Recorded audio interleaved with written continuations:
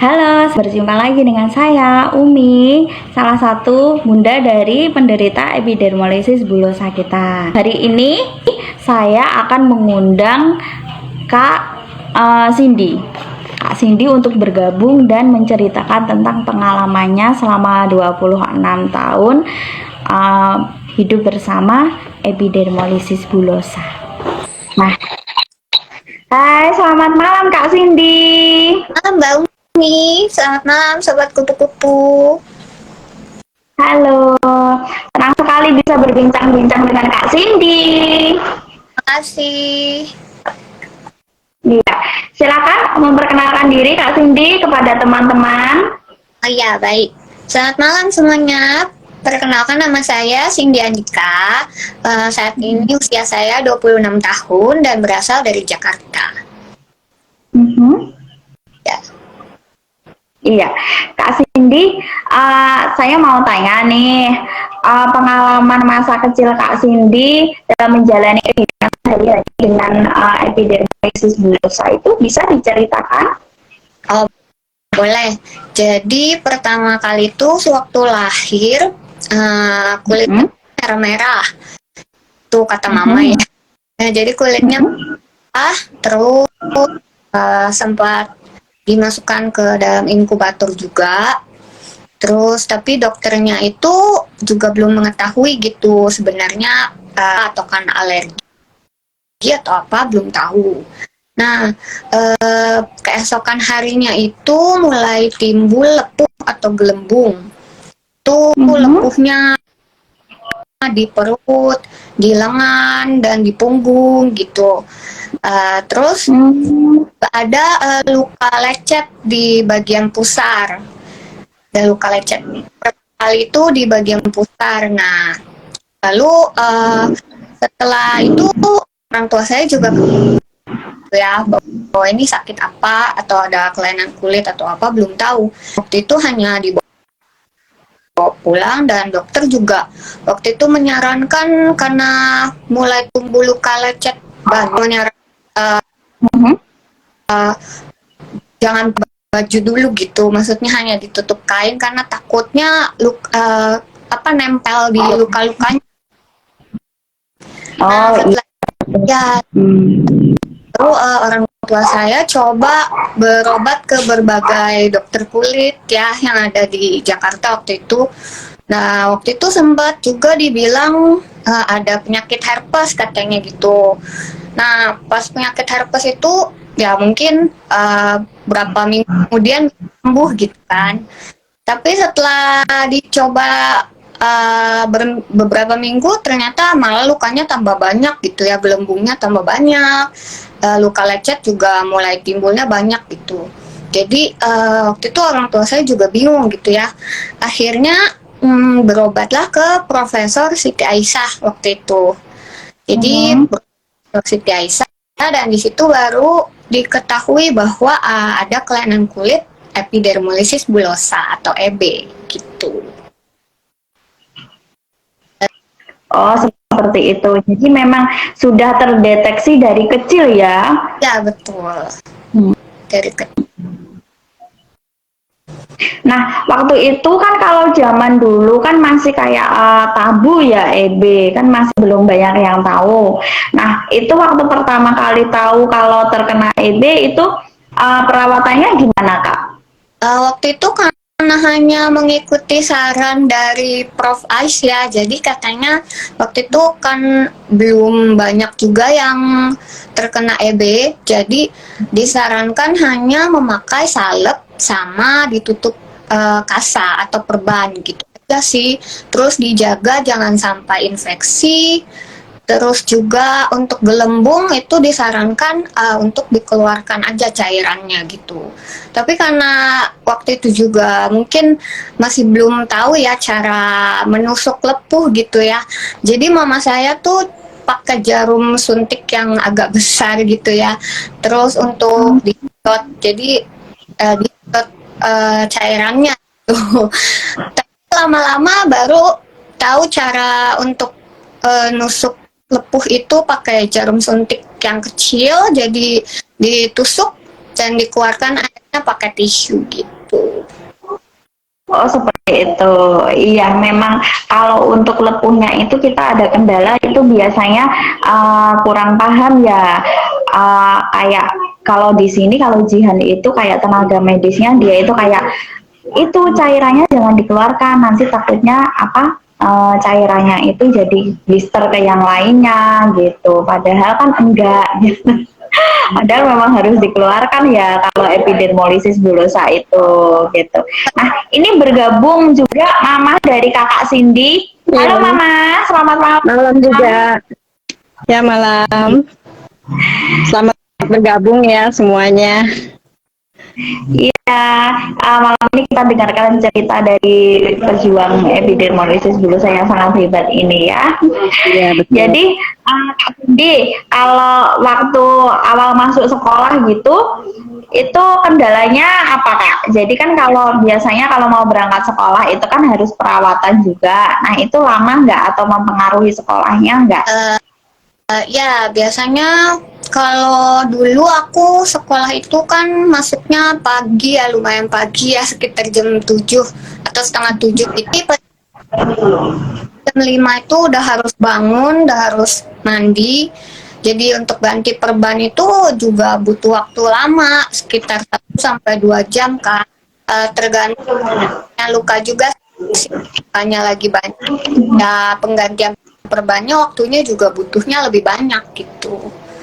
Tapi selama ini sih kendalanya ya jarang juga sih. Paling kalau untuk pembagian waktunya ya gitu harus lebih pagi biar nggak terlambat aja sih. Gitu. Iya.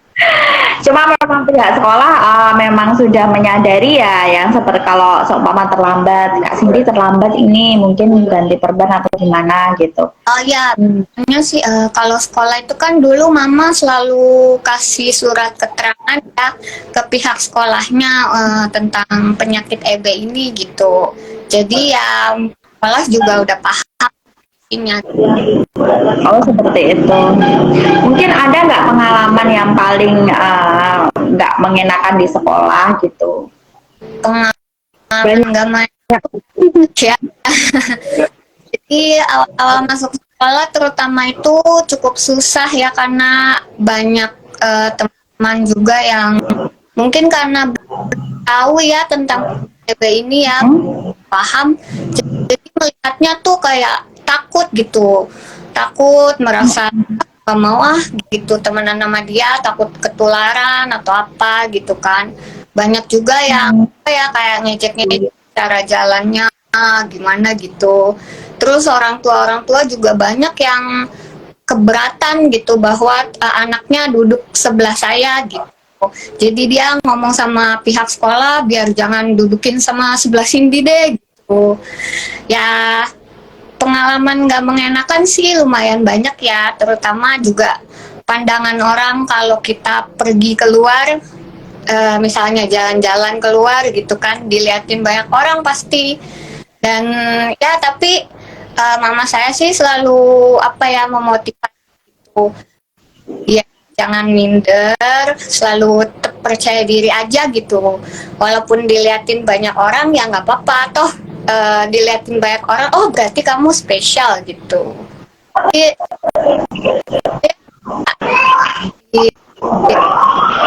keluar nggak mau, takut keluar, takut diliatin orang atau dipandang orang nggak enak gitu ya.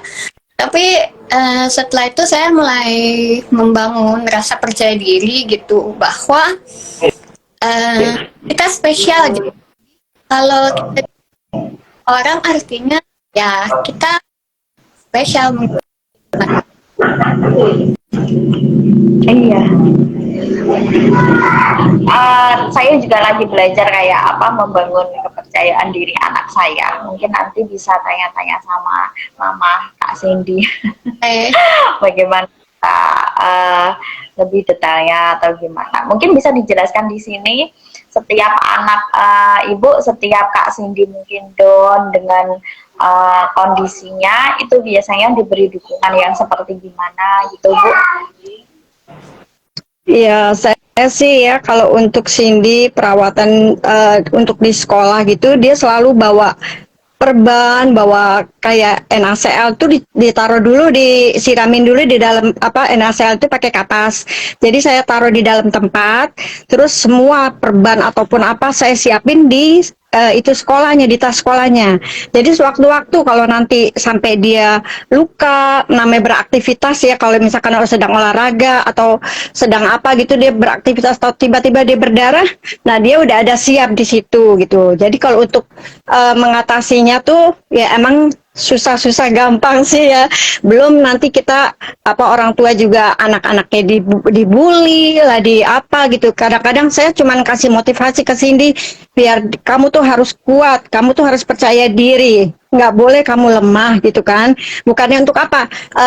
Kita untuk membangun diri dia sendiri supaya dia percaya diri, dia nggak minder gitu kan untuk menghadapi itu apa namanya situasi yang di luar gitu.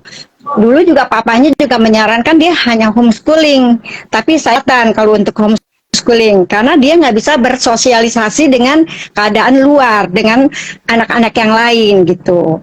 Iya, Iya gitu. gitu. Iya, memang lebih baik kalau apa anak-anak epidermolysis bullosa itu jangan kayak dikekang di rumah. Jadi kenalkan Iya dia ke betul. pihak luar.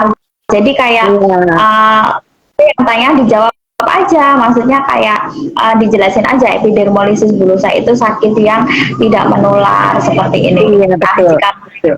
memberikan tanggapan yang mungkin tidak bisa mereka terima atau gimana, ya sudah tinggalkan saja seperti itu. Yang penting kita memang sudah menjelaskan kondisi anak kita. Nah, seperti itu. Jadi anak kita lebih pede kayak oh mama itu melindungi aku gitu, kayak membela aku, nggak kayak diumpetin gitu. Seperti itu. Ya kita emang harus selalu kasih motivasi sih. Selalu harus itu. Iya, berjuang. Iya. Untuk Kakak Cindy, kalau cari teman itu ada kendala apa enggak? Ada kendala ya seperti tadi saya bilang banyak kendalanya karena teman-teman juga awalnya belum paham tentang kondisi penyakit EB ini ya. Jadi mungkin mereka masih ada perasaan takut atau malu gitu berteman sama saya. Jadi ya kalau saya sih cara mengatasinya ya mungkin saya dekati gitu ya. Nanti kalau misalnya dia tanya, kamu kenapa gitu, kok kulitnya begitu? Kita jelaskan aja tentang kondisi kita bahwa memang ada kelainan kulit epidermolysis bullosa ini gitu, dan itu kondisinya juga tidak menular. Dan ya puji Tuhan sih teman-teman saya ada juga yang mau menerima gitu. Jadi ya kita harus percaya diri aja gitu buat berteman dan bersosialisasi. Iya, jadi tidak semuanya menolak keberadaan anak dengan anak istimewa ini ya. Gitu. Kak Cindy mau tanya untuk jenis makanan, itu Kak Cindy biasanya pilih-pilih makanan atau memang ada beberapa makanan yang mempengaruhi luka Kak Cindy? Kalau untuk makanannya aku cari yang teksturnya lembek ya, jadi kayak misalnya langsung dipanggang atau digoreng gitu biasanya aku nggak bisa makan karena biasanya dia sangkut di tenggorok, jadi ya. Terus juga aku lebih banyak pakai kuah ya, jadi untuk membantu makanannya biar nggak nyangkut gitu.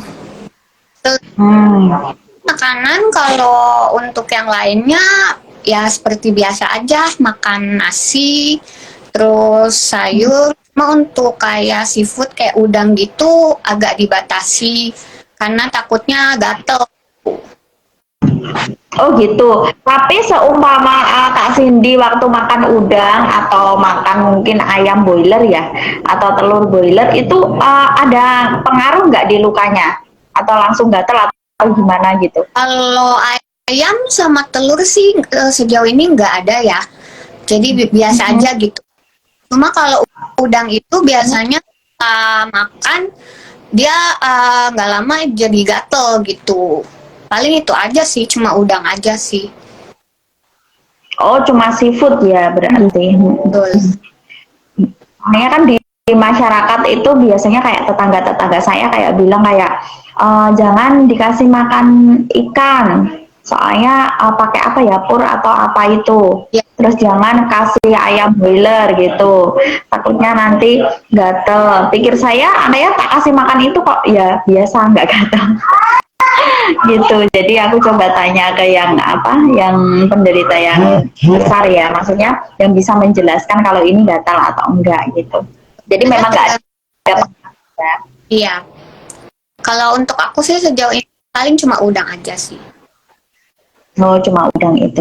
Nah, seumpama udah gatel nih, terus ngaruh di kulit. Nah, itu penanganannya kayak gimana Kak Cindy? Biasanya kalau udah mulai gatel itu kalau misalnya gatelnya bukan di tempat luka ya, kayak misalnya bagus itu aku biasanya pakaikan krim krim UV itu bisa sih sebenarnya, terus dioles aja gitu. Nanti tapi kalau misalnya gatelnya udah yang parah gitu ya, udah nggak bisa krim, biasanya minum itu sih untuk meringankan. Oh gitu. Jadi nggak yang minum obat kayak apa ya anti alergi atau apa gitu kayak contohnya ini gitu. Nggak minum yang kayak gitu ya. Itu kalau udah parah aja sih, tapi selama ini jarang sih, jarang minum itu. Paling sesekali aja. Nah, ini Kak Cindy umur berapa ya sekarang? 26 tahun. 26. Ini kegiatannya di rumah apa aja, Kak Cindy? Kegiatannya sekarang aku cuma buka bisnis kecil-kecilan aja sih, bisnisnya online, itu jual kue. Oh gitu, jual kue kayak kue ulang tahun gitu ya, Kak? Ini kue ulang tahun, Oh gitu. ya masih proses belajar untuk bagus. Ya dulu awalnya waktu awal merintis bisnis itu sekolah bakery atau gimana Kak Cindy? Ya itu sebenarnya berawal dari hobi sih. Jadi dulu itu hobi karena ngelihat mama juga kan sering bikin kue ya. Jadi dulu suka bantu-bantu bikin kue. Terus pas sekolah itu di sekolah ada eskul tata boga. Aku ikut eskul tata boga.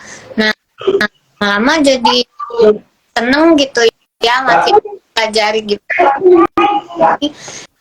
Jadi saya kuliah jurusan manajemen perhotelan yang khusus di pastry. Tuh. Oh gitu. Itu bisnis online-nya itu di apa? Di Instagram atau di Shopee atau apa Kak? Masih di Instagram. Aku juga masih terimanya by order aja sih, karena sesuai kemampuan fisik juga. Kalau terlalu banyak biasanya cepat capek gitu. Juga mempengaruhi AB biasanya, jadi cepat ngedrop gitu. Jadi untuk sekarang sih masih by order aja sih, masih sesuai pesanan aja baru dibuatin gitu. Oh gitu. Mungkin ada Instagram bisnisnya nanti biar di follow sama anak-anak. Oh boleh, namanya Butterfresh, follow di Instagram butterfresh.id. Iya, silakan di follow teman-teman. Nanti kita setelah selesai live kita follow usahanya Kak Cindy ya Kak ya. Semoga usahanya tambah lancar dan bisa menjadi prestasi buat Kak Cindy ya Kak ya. Amin, amin. Nah, Kak Cindy, ini kan kita kan butuh dressing banyak ini, butuh dressing banyak sekali untuk rawat luka. Nah, ini ada nggak kayak masukan supaya kayak gimana cara mengatur biar kita nggak terlalu boros dan kita kayak menghemat finansial untuk perawatan anak-anak EB? Ada nggak kayak masukan kayak gitu? Kalau itu sih biasanya karena dari dulu juga kita udah belum paham adanya dressing ya. Jadi kan baru-baru ini kenalin sama Mm-mm. jadi saya selalu salep ya. Banyak kan pakai salep dan kasa gitu ya. Jadi itu pun beli salep langsung yang banyak agar murah gitu, yang generik. Terus Oh, yang ukurannya besar, jadi langsung dipotong biar lebih hemat gitu. Langsung beli satu perban gulung yang besar gitu. Nah untuk belakangan ini kan baru dikenalkan sama yang namanya dressing ya. Dressing ini juga emang sih mungkin harganya mahal ya. Jadi saya tipsnya sih mau berhemat di dressing ini dipakai hanya untuk luka-luka yang parah aja. Kayak luka-luka basah atau yang besar ukurannya gitu. Jadi itu pun digantinya kan 3 sampai 4 hari ya. Jadi ya itu tipsnya paling lebih berhemat untuk penggunaan dressing kalau diperlukan aja untuk luka-luka yang besar. Selebihnya saya masih pakai cara tradisional, masih pakai salep aja sih. Gitu. oh seperti itu. Iya, betul. Nah, ini ada beberapa pertanyaan dari teman-teman epidermolisis bullosa kita. Saya coba buka dulu. Nah, dari Kak, dari Dek Gendis ini, Kak Cindy, kalau jalan-jalan sakit nggak kakinya? Gimana cara mengatasinya? Ya, dulu waktu kecil itu saya ada luka di telapak kaki. Jadi dua-dua aku luka di telapak kaki ya. Jadi kalau misalnya sekolah atau pergi keluar, itu biasanya tipsnya dikasih Sepatunya. silikon Sepatunya dipakai busa, silikon. busa. Hmm. Pertama Hmm.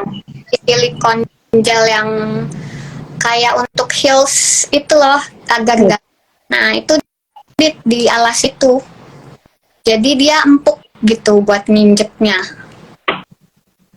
Oh gitu, pokoknya kalau seumpama empuk, udah aman aja, itu enak ya buat jalan.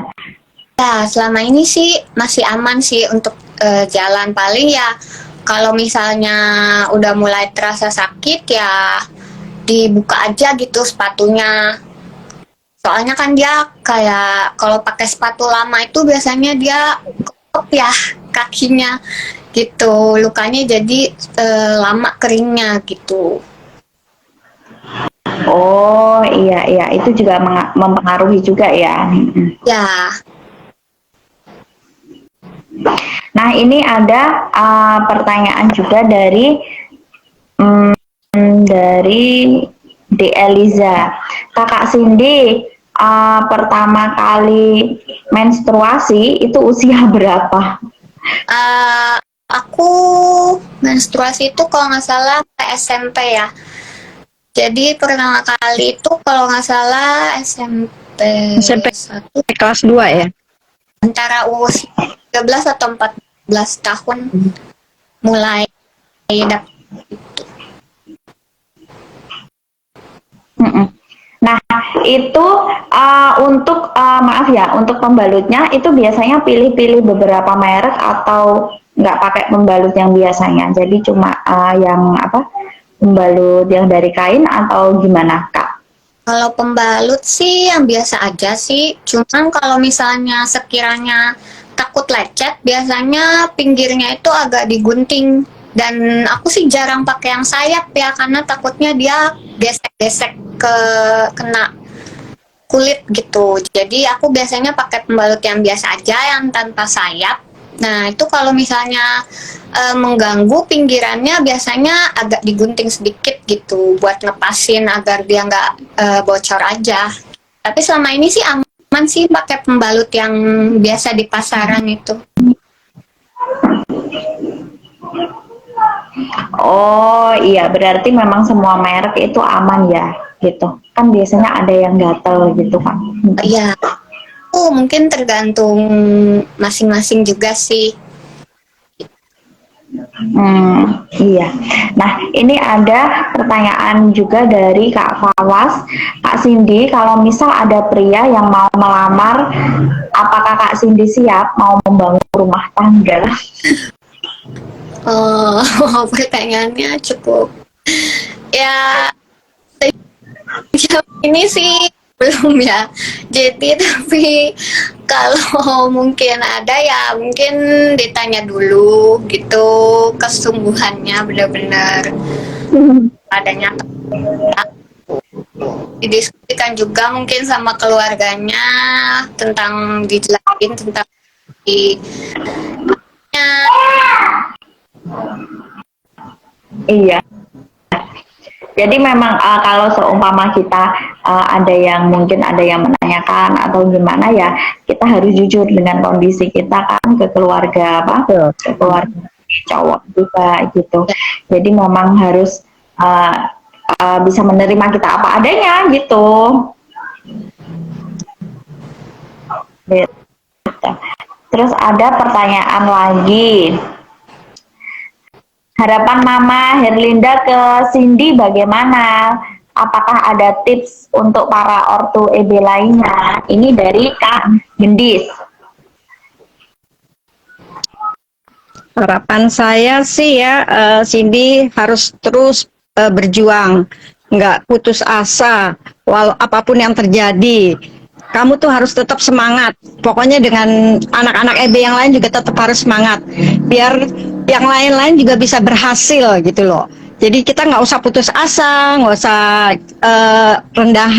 rendah diri. Kita harus tunjukkan bahwa kita juga bisa gitu loh. Kita pokoknya harus tetap berjuang, harus semangat gitu. Itu aja. Kita juga mendoakan untuk anak-anak yang lain juga semua biar berhasil gitu loh. Itu aja. Iya.